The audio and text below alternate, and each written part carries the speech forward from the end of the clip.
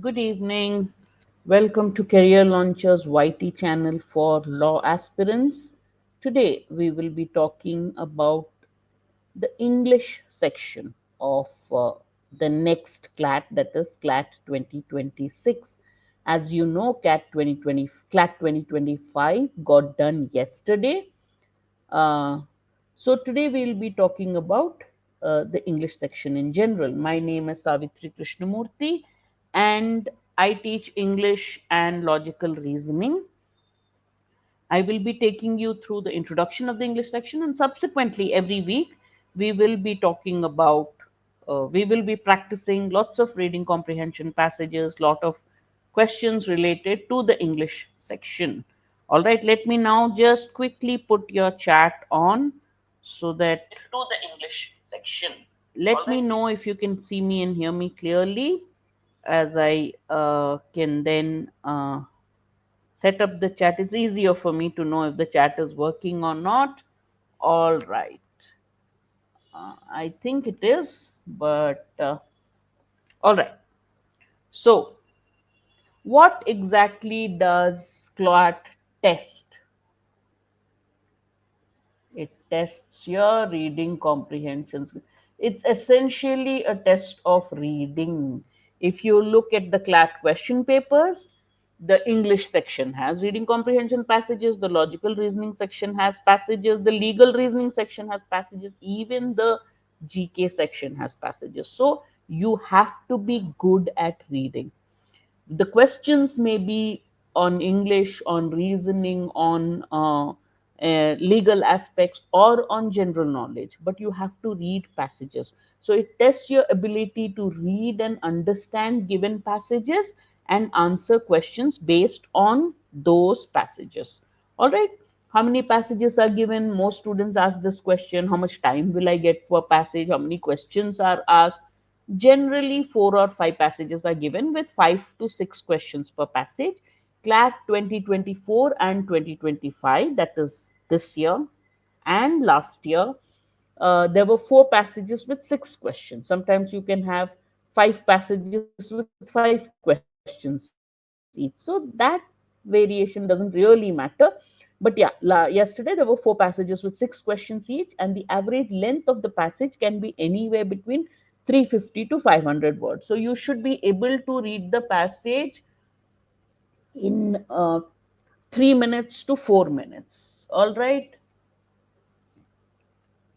Hello, Anuri. Usually you find problems in reading newspapers. It gets better every day. Spend at least half an hour in reading the editorials. As you read, your reading will improve.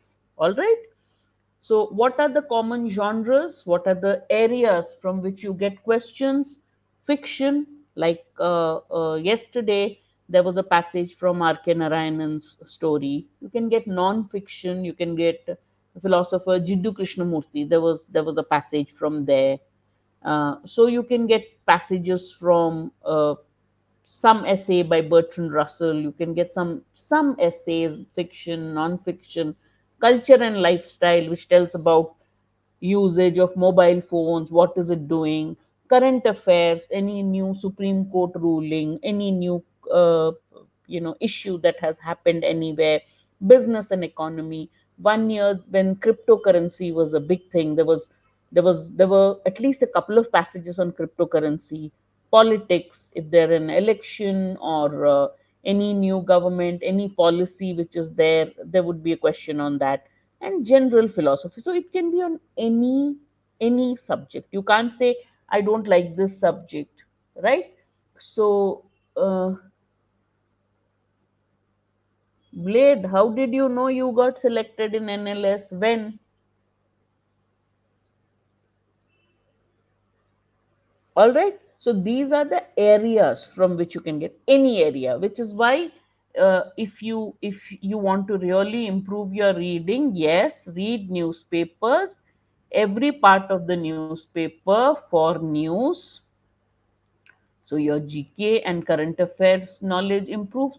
Also read the editorials, because editorial, the editor analyzes the main news of the day, the main issue of the day, and that is the exactly the kind of passages you get. So read editorials of newspapers, and at least when you read them, you try to understand, okay, this is what the author is saying, what is the main point, do I agree with the author? Those are the questions they will be asking. All right. So, and editorials will be on all subjects, correct? So, not exactly fiction, but they would be on any current issues, very important issues the editor will discuss. So, that's a very good habit you have to start from now. Read the newspapers, especially the editorials, every day. All right. What are the kinds of questions they will ask? What is the author's main point? What is the theme of the passage? Or suggest a suitable title for the passage. They can be direct questions. What did the author say about this? How many people, according to the author, what was the percentage of people who are homeless? How many people are doing this? Which countries are involved in a particular treaty? So there might be direct questions, or there might be indirect and inference based questions. What is the author suggesting?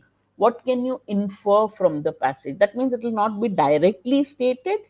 Based on what is stated, you derive another statement. That is an inference. And of course, if there are some nice words and phrases used by the author, generally there are, they would ask you, what is the meaning of this word? What is the opposite of the word? What is the meaning of this phrase? What is the opposite of this phrase? Can ask you anything. So the key is to read consistently every day, get into the habit of reading. If possible, read at the same time of the day. Like, let's say you say in the morning I'll do English, then keep the morning half an hour for the editorial. All right. Now, if you're ready, let's look at a passage that appeared in CLAT 2025. All right. So I will give you about is this no, this has okay, I'll give you about 2.5 minutes for this slide and another half a minute or 1 minute for the next slide. Your time starts now. Start reading. I will explain it to you. All right.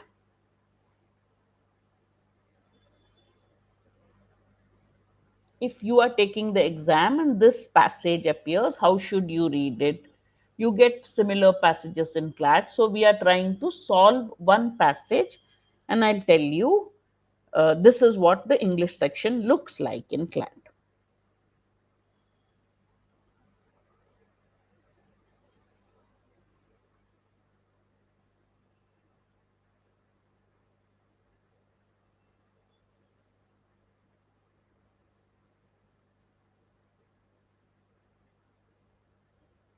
Just read and try to understand whatever is given in the passage. If you don't understand something, don't worry about it. Just keep reading. All right. And I'll give you another 1.5 minutes before we move to the next slide. Then I'll summarize it for you.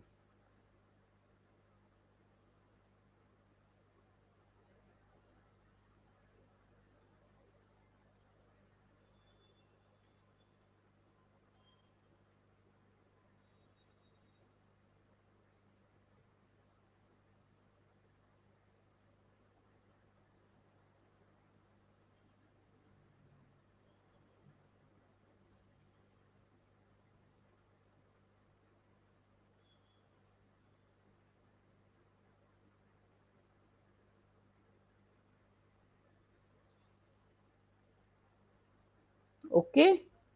Are you reading? How far have you got? I hope you've understood. If there's a word or a phrase that you don't understand, don't worry about it. We'll move to the next slide, and then we'll read this. I'll summarize it for you so we can answer questions based on it. This is the passage I was telling you by the great philosopher Jiddu Krishnamurti. So I'll show this to you for about 45 seconds, and then we'll read the passage together. Okay, and then answer the questions based on it.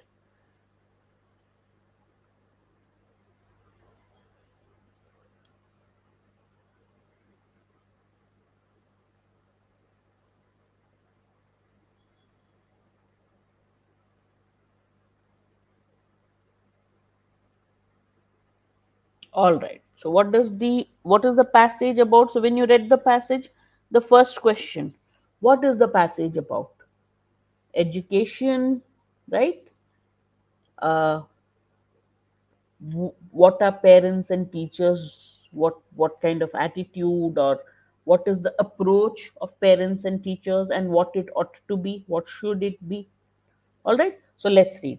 The right kind of education consists in understanding the child as he is without imposing upon him an ideal of what he should be, what we think he should be. So he says the correct education is to understand a child as he is.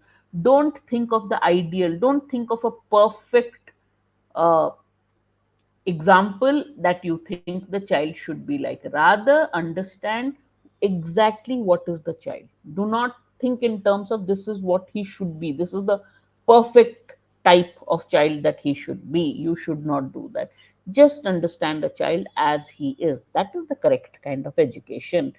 If you enclose him, to enclose him in the framework of an ideal is to encourage him to conform, which breeds fear and produces in him a constant conflict between what he is, what he should be, and all internal conflicts have their outward manifestation in society.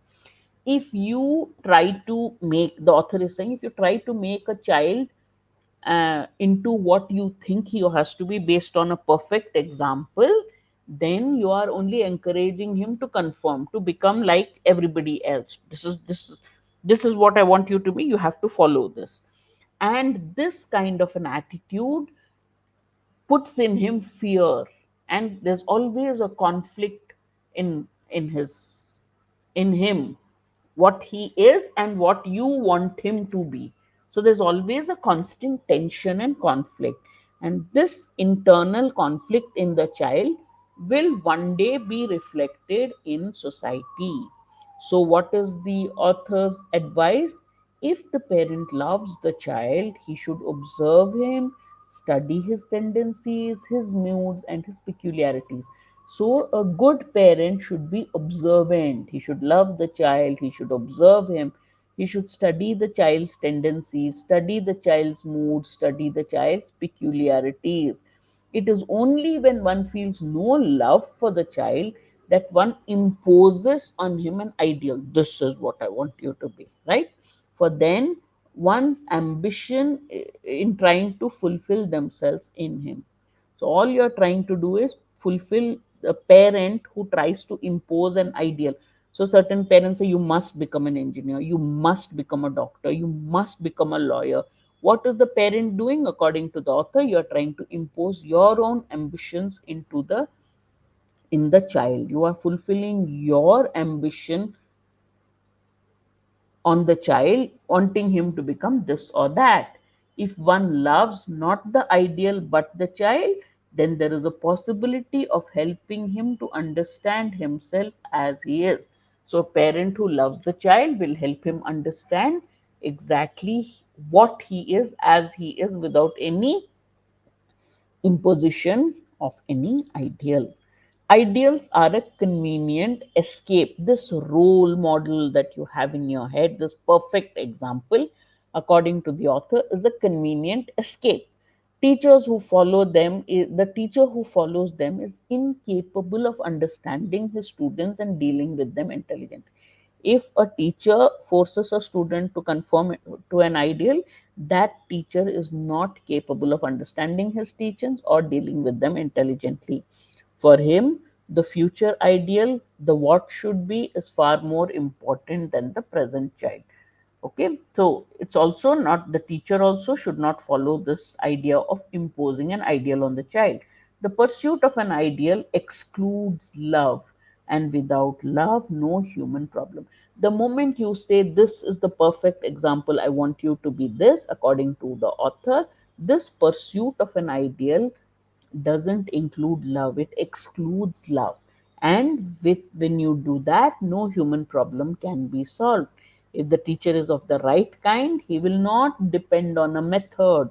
So all people cannot fit into that method. So a teacher should not depend on a method, but should study each individual pupil. Did you get your mind? Parents should not impose an ideal on the child.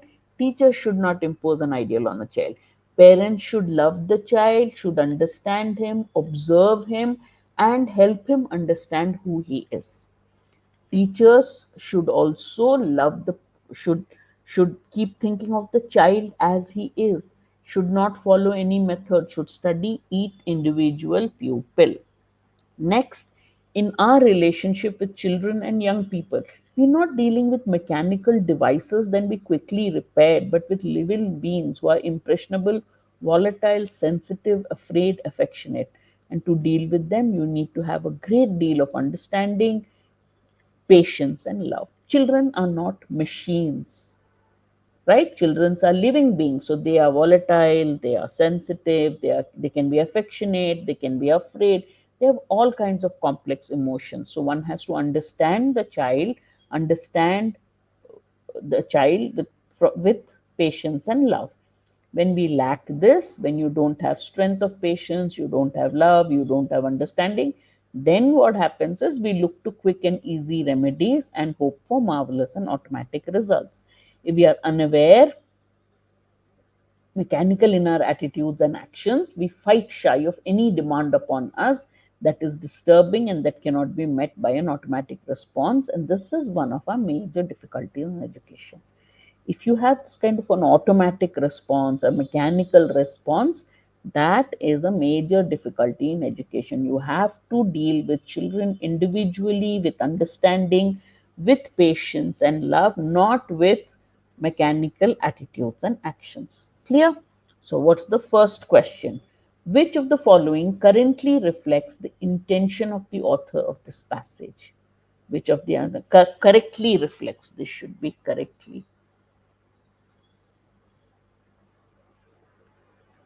Means most accurately tells you what is the author trying to do in the passage, what is the author saying in the passage.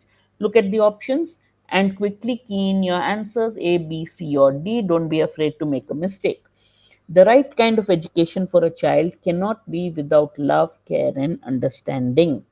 True education should be governed by a tendency to conform a child to your ideal. I think that's what it is.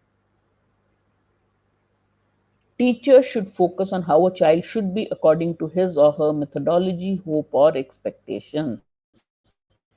Parents and teachers should work together collectively to guide a child on what he should do as part of their ambitions. Let's start with option D. The author has never said that parents and teachers should work together. He just says parents should treat their child with love, understanding, patience, understand him, help him understand who he is.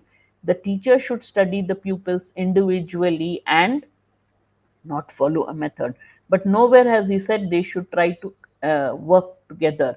And he should do as per their ambitions. Whose ambitions? Parents' ambitions, teachers' ambitions, children's ambition. Nothing has been said about the child's ambition. Understanding as it is.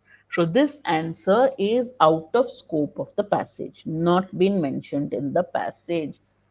Namita has given an answer. Who else? Others, please give.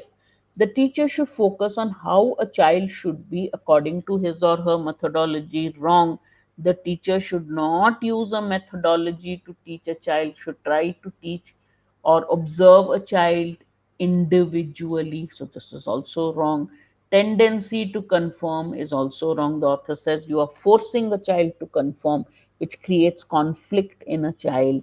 What is the right kind of education? It is education that is given with love, care, and understanding. Therefore, obviously, the correct answer is option A. Very good, Namita. All right, question 2. What will be the result of forcing a child to conform to the framework of an ideal? Direct question. Answer has been given in the passage. Now, if you do not remember, you can always go back to the passage and see what the author has said about forcing a child to conform to a framework. To enclose him in the framework of an ideal is to encourage him to conform. And if you force a child to conform, It breeds fear and produces in him a constant conflict between what he is and what he should be. So, what happens when you force a child to conform to a framework? When you force a child to conform to a framework, it breeds fear and create conflict or confusion between what he is, what he wants to be, and this conflict gets reflected in society. It will make the child an ideal child is wrong. The child will not get into a conflict. He is not getting into a fight. Inside him, there is the conflict. There is the tension, right? This is what I want to be, but this is what they want me to be. And so there is a conflict, right? That is the conflict. And also it instills or breeds fear in the child. Therefore, the correct answer is option B. Very good, Namita. What, according to the author, what is the attitude of the right kind of teachers? What is the attitude of a right kind of teacher? See, I just got the paper yesterday, so there are a lot of mistakes. uh, what is the attitude of the right kind of teacher? They should not empathize with the students. Empathize, feeling of, I exactly understand what you're going through, that is empathy. They should use modern and scientific methods of teaching. They should focus on studying each student individually, or they should instill great ideals in the student. What should the attitude of a teacher be? What has the author mentioned in the passage about the student? That they should not follow any one methodology, rather they should study each student individually and help him understand who he is. Correct? Excellent. See again, you gain the right answer. Very good. Let's look at the next question. According to the passage, why do we look for quick and easy remedies and hope for marvelous and automatic results? Again, it's an according to the passage question. That means the answer is there in the passage. In case you don't remember, we will look at when do we look for quick and easy solutions. Generally, we have to understand that we are not dealing with machines. We are dealing with living beings, and these living beings are sensitive, afraid, affectionate, and you need a great deal of understanding, patience, and love. Correct? Whenever you deal with children, the author says you need a great deal of understanding and patience and love. When you don't have understanding, patience, and love, you look to quick and easy remedies and hope for marvelous and automatic results. So now you know the answer. What is the author saying? Why do we look for quick and easy remedies? Because we do not have patience, understanding, and love. Therefore, we do not know what the child is. To deal with a child, we need all this. Then only we'll understand the child, because the child is not a machine. Child has feelings, fear, everything. We have to understand that. That requires understanding, patience, and love. When you don't have this, then you look for quick and easy remedies. Correct? Excellent. So D is the correct answer. All right. Okay. Question 5. What does the passage highlight as the quality of a parent who really desires to understand his child? If a parent really wants to understand his child, what should that parent do? They look at their child through the prism of an ideal. Do they evaluate or try to look at their child through the prism of an ideal and see if he lives up to that, if he really is anything like that ideal? Is that what the author is saying? They observe and study the tendencies, moods, and peculiarities of the child. They love their child to become somebody great as per their ambitions. They encourage the child to find out what he or she is and what he or she should do. Now, in the exam, many students said they got confused between B and D. Now, what he is, you should find out, but the author has nowhere said that what he should be pressed. Then you are, the moment you are trying to say what you should be, you are putting the ideal on him. So this part is not correct. Also, they are asking what is the quality of a parent who understands his child. To understand his child, what does the parent have to do? He has to understand his child through his tendencies, moods, and peculiarities. So they should observe and study the child. This is the answer to the question. D is not the answer to the question. If you understand the child, they should observe him, and if they observe him through by studying tendencies, moods, and peculiarities. So D is not the correct answer.